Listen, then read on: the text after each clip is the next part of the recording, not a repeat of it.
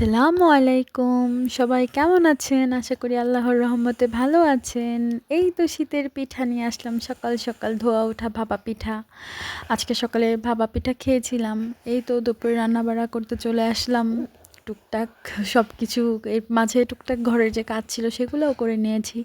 এখানে আমি সব কিছু ধুয়ে টুয়ে ভাতটা বসিয়ে দিয়েছিলাম। তারপর সব কিছু কাটাকাটি করে নিচ্ছিলাম।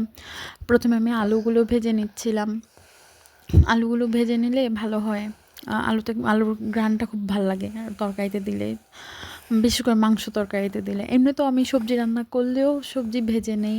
তারপরে তো আমি এখানে মুরগি রান্না করার জন্য মশলা টশলা সব কষিয়ে নিচ্ছি।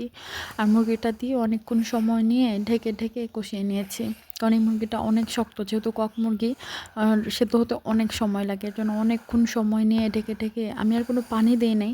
ওই কষানোর সময় যে পানিটুকু উঠেছে ওগুলো দিয়ে কষাচ্ছিলাম। তারপরেই তো আস্তে আস্তে আমি কষিয়ে নিয়েছিলাম। তারপর আলু দিয়ে ঝোলের জন্য পানি দিয়ে দিয়েছি। এদিকে মুরগিটাও সিদ্ধ হচ্ছে আর ঝোলটাও ফুটলে বেশি ঘন হলে ভাল লাগে। গরম মশলা টরম মশলা দিয়ে সব কিছু দিয়ে রান্না করে নিয়েছিলাম। তারপর আমি এখানে অনেক সময় লাগছিল, তাই ঘরের চুলার মধ্যে আবার কড়াইটা বসিয়ে দিয়েছিলাম। হাঁড়ি না, সরি। তারপর আমি আবার চুলাইতে কড়াই দিয়ে আমি এখানে আমাদের এখানে নদীর একদম দেশি চিংড়ি মাছ, এগুলো এত মজা ছিল খেতে। এরকম মাছ সচরাচর পাওয়া যায় না। তাই ওই মাছগুলোকে শুধু টমেটো আর পেঁয়াজ পাতা দিয়ে ভুনা করছিলাম মশলা টশলা দিয়ে। ওইটাও খেতে অনেক মজা হবে। তারপরে এই তো মশলা কষিয়ে নিচ্ছিলাম আর চিংড়ি মাছগুলো ভালোভাবে দিয়ে নিচ্ছিলাম।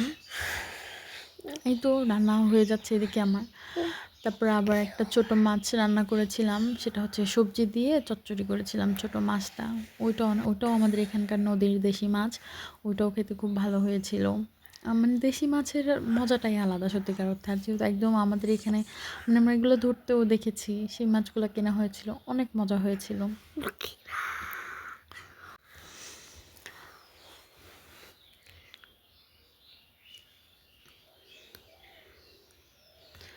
তারপরে এই তো ঝটপট রান্নাগুলো শেষ করে ফেললাম। তারপরে একদম সন্ধ্যার গোধূলি বেলা দেখাচ্ছিলাম। এত সুন্দর লাগছিল সরিষা ফুলগুলো। আজকে এই পর্যন্ত, সবাই ভালো থাকবেন।